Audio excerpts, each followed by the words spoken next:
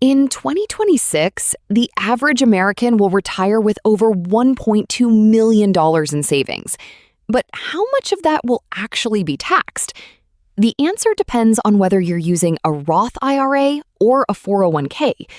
That's the key difference between tax-free growth and tax-deferred growth. And it could change your retirement income by thousands, if not millions, by the time you retire. Think about it. One account lets you grow money without future taxes. The other defers taxes until you take the money out. Which one makes sense for you? Let's break it down and figure out which path will work best for your future. The first step is understanding the core differences between these two retirement accounts. A Roth IRA is funded with after-tax dollars, meaning you pay taxes now, but withdrawals are tax-free in retirement. A 401k is funded with pre-tax dollars, so you get a tax deduction now, but withdrawals are taxed as income. Think of it like this. With a Roth IRA, you're investing your own money that's already been taxed, and you'll enjoy that same money in retirement without paying taxes again. With a 401k, you're putting away money that's been taken out of your paycheck before taxes, which gives you an immediate tax break. But when you take it out later, it's taxed as regular income. In 2026, the Roth IRA contribution limit is $6,000, or $7,000 for those over 50, while the 401k limit is $22,500, or $30,000 for those over 50. This means a 401k allows for significantly more contributions, but with the trade-off of future taxes.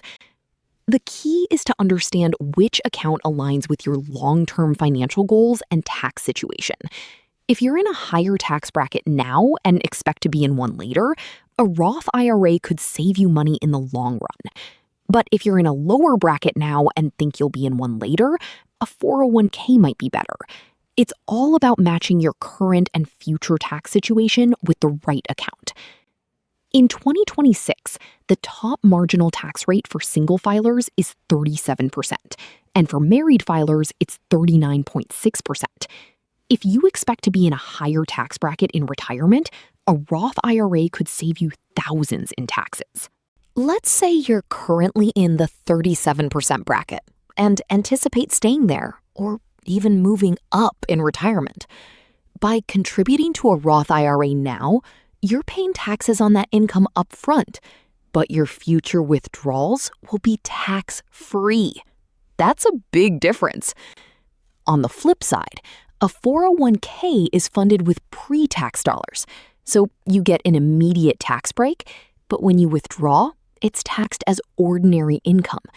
If your retirement income is higher than your current rate, that could mean paying more in taxes. This is why Roth IRAs are especially beneficial for those who expect their tax rates to rise over time. The key is to look at your current and projected tax situation. If you're in a high bracket now and think you'll be there later, Roth is the way to go. But if you're in a lower bracket now and expect to be in one too, a 401k might be more advantageous. It all comes down to where you stand today and where you see yourself in the future. And that's why understanding the tax implications is one of the most important decisions you can make for your retirement. Let's talk about contribution limits, because even though a 401k lets you put in way more money up front, the Roth IRA has a unique advantage in how that money grows over time. In 2026, the Roth IRA limit is $6,000 a year, or $7,000 if you're over 50. That's a lot less than the 401k limit, which is $22,500, or $30,000 for those over 50. But here's the thing. When you contribute to a Roth IRA, you're paying taxes now, but your money grows tax-free in retirement. So if you're earning $100,000, you could contribute $6,000 to a Roth IRA and pay taxes on that amount now.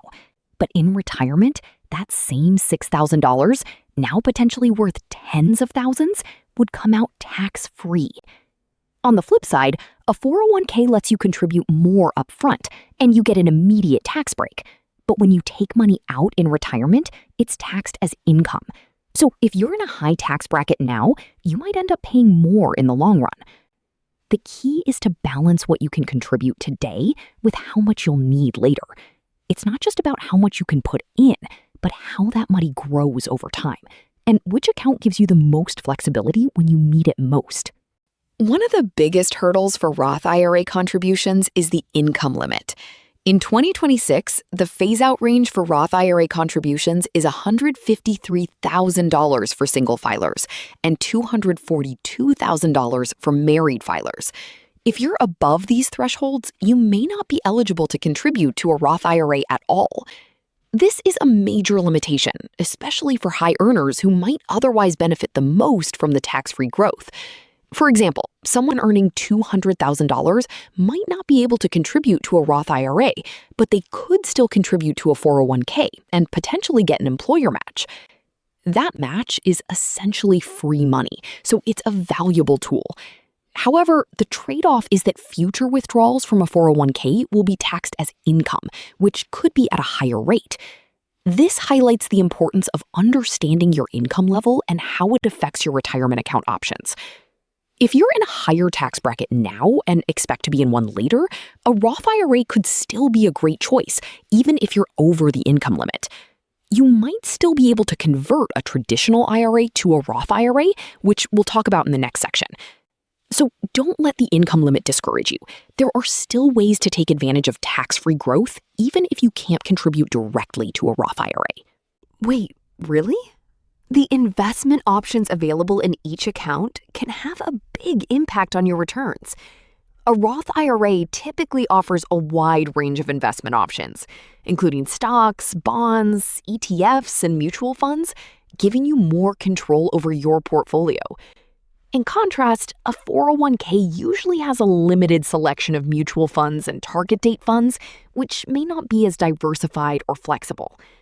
For example, someone who wants to invest in a specific tech stock or a niche ETF may find it easier to do so in a Roth IRA. This flexibility can be a major advantage for long-term growth, especially if you're looking to diversify your portfolio or take advantage of market opportunities. But here's the thing. Even within a 401k, some plans offer more options than others. If your employer provides access to a broad range of funds, you might still have a lot of flexibility. But if you're looking for something more tailored, like a specific sector or a small cap growth fund, a Roth IRA is often the better bet. And let's not forget, with a Roth IRA, you're not just choosing an account, you're choosing a level of control over your future wealth. That's a powerful tool, especially when you're trying to build something that will last decades. So when you're setting up your retirement strategy, ask yourself, do you want to have more say in where your money goes, or are you okay with a more hands-off approach? So here's the twist. Roth IRA conversions can be a powerful tool, but they come with their own set of considerations. If you have a traditional IRA or 401k and expect to be in a lower tax bracket in retirement, converting those funds to a Roth IRA could be a smart move. For instance, someone with a large traditional IRA might convert it to a Roth IRA in 2026, paying taxes on the conversion now, but enjoying tax-free growth in the future. That's like paying a fee now to avoid a much bigger fee later. But this strategy requires careful planning, as converting a large amount could push you into a higher tax bracket. Imagine you're in the 22% bracket now, but converting a big chunk of your IRA could push you into the 24% or even 32% bracket. That could mean paying more in taxes than you save in the long run. The key is to evaluate your current and future tax situation to determine if a conversion is the right choice for you. It's not a one-size-fits-all solution, but for some, it's a way to take control of their tax destiny and secure more tax-free income down the road. In 2026, choosing between a Roth IRA and a 401k depends on your income level, tax bracket, and long-term financial goals. If you expect to be in a higher tax bracket in retirement, a Roth IRA is likely the better choice. If you have access to a Roth 401k and an employer match, that's a powerful tool. However, if you're a high earner or expect to be in a lower tax bracket in retirement, a traditional 401k might be more suitable. The key is to align your strategy with your personal situation. Let me know in the comments which account you're leaning toward. Your future self will thank you.